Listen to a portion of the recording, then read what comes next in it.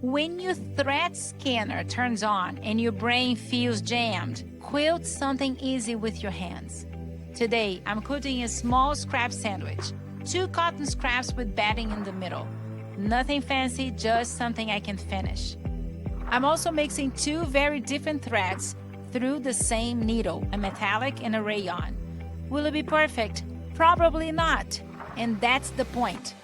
This is a reset, not a performance. I printed a wavy line design on lightweight quilting paper and I'm simply stitching the lines. 1 line at a time. Slow, steady, easy wins. If you notice tension changes, messy stitches, or little imperfections, good. That's real life. The goal is movement, not perfection.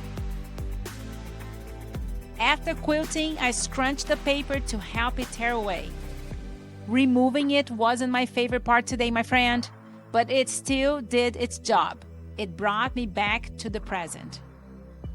This is emotional fitness for me, choosing ease when life feels loud. Today, I quilted wavy lines with a regular presser foot, simple, steady stitches that help my nervous system come back online. In part 2, I will show you what I turned this into. Tap the video on screen when it's up.